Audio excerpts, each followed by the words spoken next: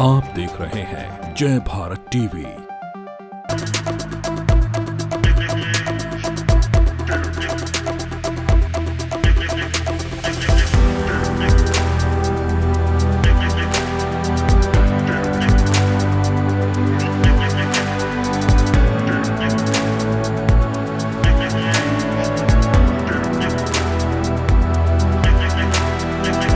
नमस्कार, स्वागत है आप सभी का जय भारत टीवी में। मैं हूं योगेश थस्माना। उत्तराखंड चुनाव 2022 एक ऐसा चुनाव जिस पर उत्तराखंड ही नहीं पूरे देश की नजरें बनी हुई हैं। आखिरकार उत्तराखंड में किसकी भविष्य में सरकार बनने जा रही है। मतदान हो चुका है। 10 मार्च को यह तय होने जा रहा है कि उत्तराखंड में आखिरकार कौन राज करने जा रहा है। क्या बीजेपी को यह राज मिलने वाला है दोबारा से, या फिर कांग्रेस इस बार एक जो है बड़ा उलटफेर करते हुए अपनी सरकार बनाने जा रही है। आज हम चर्चा करेंगे, लेकिन यह चर्चा इसलिए है कि आखिरकार भविष्य में कौन सा दल सरकार बनाता है, कांग्रेस या बीजेपी। खासकर आज हम चर्चा कर रहे हैं कांग्रेस की। 10 मार्च के बाद अगर भविष्य में कांग्रेस की सरकार बनती है तो कैसा वो मंत्रिमंडल होने जा रहा है कांग्रेस का, कौन से वो चेहरे होने जा रहे हैं कांग्रेस के, वो कद्दावर नेता कौन हैं जो मंत्रिमंडल में जगह पा सकते हैं, कैबिनेट मंत्री बन सकते हैं।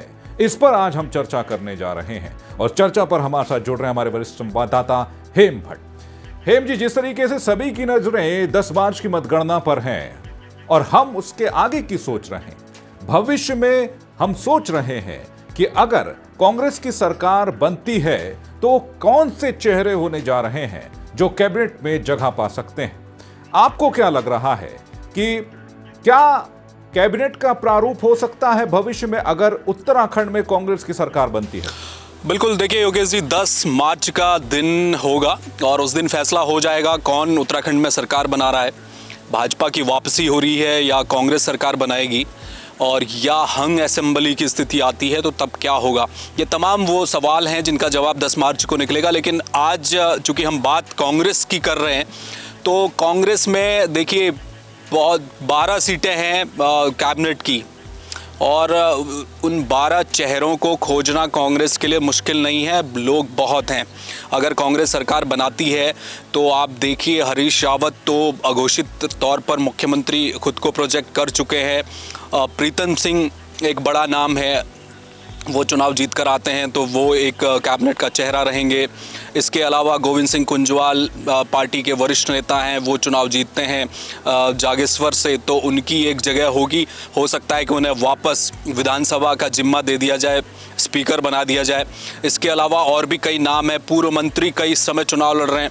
धर्मपुर से दिनेश अग्रवाल चुनाव लड़ रहे हैं, पूर्व मंत्री रह चुके हैं, उनका एक दावा मजबूत होगा। बद्रीनाथ में राजेंद्र भंडारी हैं, वो चुनाव जीत कर आते हैं तो पूर्व मंत्री रहे, उनका भी दावा मजबूत रहने वाला है। देहरादून की ही बात की जाए, देहरादून जिले की, तो सहसपुर में आर्यन शर्मा है, उनका मजबूत दावा है अगर वो चुनाव जीत कर आते हैं। बगल में नवप्रभात है विकासनगर की सीट में, उनका भी मजबूत दावा है, वो एक चेहरा हो सकते हैं कैबिनेट के लिए। इसके अलावा अगर हम कुमाऊं की तरफ जाएं तो वहाँ भी बहुत सारे नाम हैं। तिलकराज बेहड़ किच्छा से चुनाव लड़ रहे हैं, पूर्व में मंत्री रह चुके हैं, उनका एक मजबूत दावा होगा। और अगर खटीमा की सीट पर जिस तरह से कयास लगाए जा रहे हैं, अगर भुवन कापड़ी चुनाव जीतते हैं तो उनको मुख्यमंत्री को चुनाव हराने का तोहफा सरकार दे सकती है। युवा चेहरे हैं। इसी तरह पिथौरागढ़ में हरीश धामी एक युवा चेहरा है। करण मेहरा चुनाव जीतते हैं तो वो दावेदार हैं। रंजीत रावत चुनाव जीतते हैं तो वो दावेदार हैं। तमाम ऐसे नाम हैं जो मंत्री प्रसाद नैथानी चुनाव जीतते हैं तो वो दावेदार हैं। तो नामों की लंबी फेहरिस्त है योगेश जी। आप कांग्रेस के लिए अगर सरकार कांग्रेस बनाती है तो ये बहुत मुश्किल होने वाला है कि किन चेहरों को शामिल करें। क्या जो युवा चेहरे हैं चुनाव जीतकर जो आ रहे हैं, हरीश धामी हैं या करण मेहरा हैं, भुवन कापड़ी हैं, और भी कई युवा चेहरे हैं, क्या उनको उनमें से किसी को जगह कांग्रेस देगी या अपने जो पुराने मंत्री रहे हैं उन्हें वापस करेगी। ये एक समीकरण सा अब बिठाना पड़ेगा कांग्रेस को अगर सरकार बनती है। इसमें एक पहलू और है इसका योगेश जी, वो ये है कि अगर कांग्रेस को बहुमत का आंकड़ा छूने के लिए किसी दूसरे निर्दलीय या उत्तराखंड क्रांति दल या बसपा का सहारा लेना पड़ेगा, तो फिर यकीन जानिए कि वो 2, 4, 5 सीटें जो भी होंगी उनका नेगोशिएशन इस बात पर होगा कि वो मंत्री पद लेंगे। 2012 में भी जब कांग्रेस की सरकार थी तो जो पूरा पीडीएफ बनाया गया था उसके सारे जो विधायक थे वो कैबिनेट में शामिल कर लिए गए थे। तो सीधा सा बार्गेनिंग यही होने वाली है। अगर सरकार को समर्थन कोई विधायक देगा, चाहे वो निर्दलीय हो या बसपा की क्या स्थिति रहती है, अगर बसपा की हरिद्वार में जिस तरह से बताया जा रहा है कि इस दफ़ा खाता खुल सकता है, 1 या 2 सीटें आ सकती हैं, या आंकड़ा 3 और 4 में भी जा सकता है, अगर ऐसी स्थिति आएगी तो समर्थन देते समय जाहिर तौर पर बसपा सुप्रीमो मायावती फैसला लेंगी कि वो बीजेपी की ओर जाएंगे कि कांग्रेस की ओर जाएंगे। लेकिन जहां भी जाएंगे उनका नेगोशिएशन इसी पर होगा कि वो मंत्री बनना चाहेंगे। तो 12 सीटें हैं, कांग्रेस के भीतर चेहरे बहुत हैं। अब 10 तारीख को फैसला आए तो उसके बाद ये मंथन कांग्रेस को करना होगा कि किस चेहरे को वो कैबिनेट में शामिल करती है। लेकिन मंथन क्या माना जाए कि मंथन तो पार्टी आला कमान को करना है। हमने चुनाव से भी पहले देखा है कि किस तरीके से उत्तराखंड कांग्रेस 2 धड़ों में बटी हुई दिखाई दी है। क्या लगता है कि अगर भविष्य में ऐसा होता है, कांग्रेस की सरकार बनती है, तो सबसे बड़ी जो है जिम्मेदारी पार्टी आला कमान पर रहेगी, क्योंकि पार्टी आला कमान जो तय करेगा वो यहाँ स्वीकार किया जाता है। क्या माने कि वहीं से तय होगा, या फिर जिस तरीके से यहाँ 2 खेमे हैं, कहा जाता है कि हरीश रावत खेमा वहीं प्रीतम सिंह है, तो इनकी भी कोई बात सुनी जाएगी वहां पर, क्योंकि ये भी दावे करेंगे कि हमारे इन चेहरों को जो है कैबिनेट में जगह मिलनी चाहिए। बिल्कुल योगेश जी, देखिए पहली तो लड़ाई है, अगर कांग्रेस की सरकार बनती है तो मुख्यमंत्री चेहरा को लेकर लड़ाई होनी तय है। हरीश रावत चुनाव कैंपेन को लीड कर रहे हैं। राहुल गांधी ने एक बार दिल्ली उनको बुलाया, बीच में वो नाराज भी हो गए थे। उनको लग रहा था कि वो खुलकर चुनाव प्रचार के कार्यक्रम तय नहीं कर पा रहे हैं, उत्तराखंड में उनकी बात नहीं सुनी जा रही है। तो आलाकमान ने जो प्रभारी हैं, अध्यक्ष हैं, सभी को, नेता प्रतिपक्ष प्रीतम सिंह को भी दिल्ली तलब किया था। हरीश रावत भी उस बैठक में मौजूद थे। बाहर आकर यही फैसला सबके सामने रखा गया कि आलाकमान के निर्देश हैं कि हरीश रावत अगुवाई करेंगे चुनाव की और सारे लोग उन्हें सहयोग करेंगे। लेकिन मुख्यमंत्री चेहरा कांग्रेस ने घोषित नहीं किया है। लेकिन हरीश रावत लगातार कह रहे हैं, और हरीश रावत गुट के जितने भी सारे नेता हैं वो कहते हैं कि अघोषित तौर पर मुख्यमंत्री हरीश रावत ही हैं। आज भी देखिए, मतदान जिस दिन से निपटा है, 14 फरवरी से लगातार हरीश रावत बात कर रहे हैं। वो उत्तराखंड से जुड़ी हुई तमाम घोषणाएं कर चुके हैं, 2-4 की सरकार मुख्यमंत्री बनने पर वो क्या क्या काम करेंगे। तो वो तो पूरी तरह से बैटिंग करते दिखाई दे रहे हैं। लेकिन दूसरा खेमा है वो अभी शांत है। वो 10 तारीख का इंतजार करना चाहता है। वो पहले से बोलकर अपने पत्ते नहीं खोलना चाहता। तो जाहिर सी बात है, प्रीतम सिंह एक मजबूत कैंडिडेट हैं दूसरे पक्ष में, उनकी पैरवी बहुत सारे विधायक करेंगे जब बात आएगी मुख्यमंत्री के चेहरे को लेकर। लेकिन आखिरकार सीएम चेहरे पर तो आलाकमान तय करेगा। उसके बाद जो कैबिनेट की जो सीटें बचती हैं उनमें कहीं ना कहीं समीकरण बिठाए जाएंगे, किस धड़े के लोगों को कहां शामिल करना है। और दूसरा एक बड़ी बात ये भी है योगेश की, उत्तराखंड में कैबिनेट जब गठन होता है किसी भी दल में, तो कुमाऊं, गढ़वाल, मैदान, ब्राह्मण, ठाकुर, तमाम जो समीकरण है वो भी साधे जाते हैं। दोनों मंडलों से, अलग अलग जगहों से प्रतिनिधित्व कैबिनेट में होना चाहिए। और हमने देखा कि पिछली त्रिवेंद्र सिंह रावत सरकार में कैसे कैबिनेट के जो पद थे वो 2 खाली छोड़कर लगातार चल रहे थे, क्योंकि लड़ाई बहुत जोरदार हो जाती है कैबिनेट सीट के लिए। सीमित सीटें हैं, 12 सीटें केवल हैं, और चेहरे बहुत ज़्यादा होते हैं किसी भी राजनीतिक दल में। तो कांग्रेस के लिए भी यही मुसीबत आने वाली है कि कैसे कैबिनेट के इन चेहरों को, कैसे वो साथ पाएंगे नेताओं को और वो कैबिनेट में जगह पाएंगे। लेकिन चेहरों की कोई कमी नहीं है। बहुत सारे नाम जितने मैंने अभी आपको बताए, इसके अलावा भी कई लोग हैं जो इस बार दावेदारी हैं। मनोज रावत है, केदारनाथ से आते हैं, युवा विधायक है। पिछली मोदी चुनाव जब लहर थी तब भी वो सीट निकालकर कांग्रेस को लेकर विधानसभा तक पहुंचे थे। उनका भी एक दावा मजबूत रहने वाला है। ऐसे बहुत से नाम हैं। अब कांग्रेस कैसे पार पाएगी, ये भी एक संकट होगा। अगर बहुमत मिलता है तो कैसे अपने नेताओं को साधा जाएगा, जिन्हें कैबिनेट की सीट नहीं मिलेगी उनको कैसे मनाया जाएगा। तो एक बेहतर प्रदर्शन की उम्मीद जिस तरीके से कांग्रेस लगातार कर रही है, हमने इन पूरे चुनाव पर नजर रखी है हेम जी। जिस तरीके से अगर ये देखा जाए कि हम ये देखें कि भविष्य में अगर कांग्रेस की सरकार बनती है, तो आपको क्या लग रहा है कि अगर हम कुमाऊं और गढ़वाल की सीटों की अगर बात कर ले, यहाँ पर कांग्रेस जो सोच रही है उसी तरह का प्रदर्शन करती है।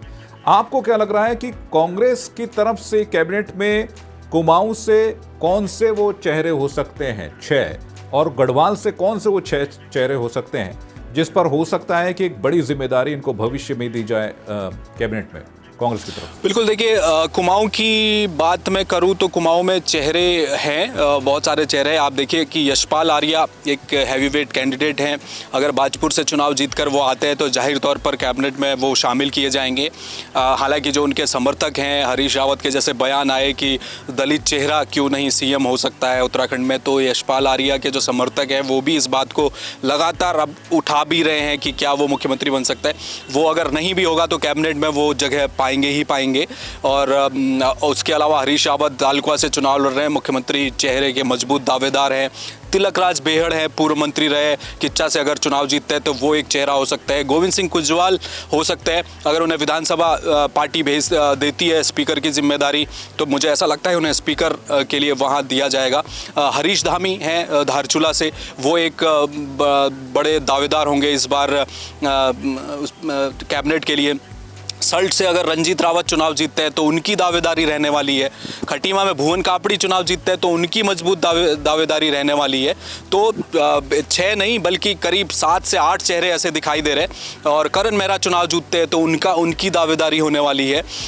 ये जो चेहरे होंगे जो कैबिनेट में कुमाऊं से शामिल किए जा सकते हैं। इसके अलावा गढ़वाल के बारे में अगर मैं बताऊँ तो यहाँ भी चेहरों की कमी नहीं है। दिनेश अग्रवाल धर्मपुर सीट से चुनाव लड़ रहे हैं, वो जीतेंगे तो एक बड़ा चेहरा होंगे। सहसपुर में आर एन शर्मा का मजबूत दावा है, वो कैबिनेट की रेस में शामिल हैं। साथ में जो सीट है नवप्रभात विकासनगर से, वो मजबूत दावेदार हैं। प्रीतम सिंह मजबूत दावेदार हैं। बद्रीनाथ से राजेंद्र भंडारी मजबूत दावेदार हैं। कोटद्वार में सुरेंद्र नेगी हैं जो पिछली बार कैबिनेट मंत्री रहे थे, वो दावेदार है।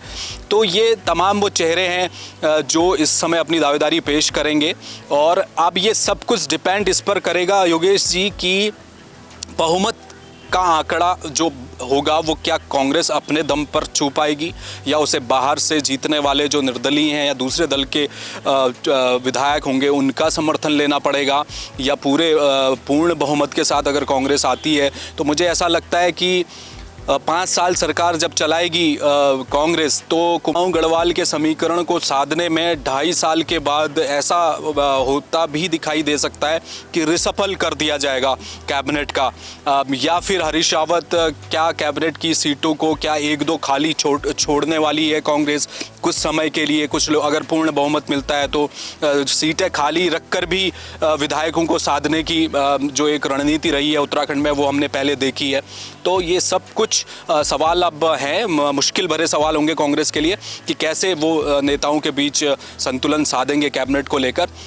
और हो सकता है जिन लोगों को अभी मौका नहीं मिला रिसफल के वक्त, उनको बाद में आगे मौका दे दिया जाए।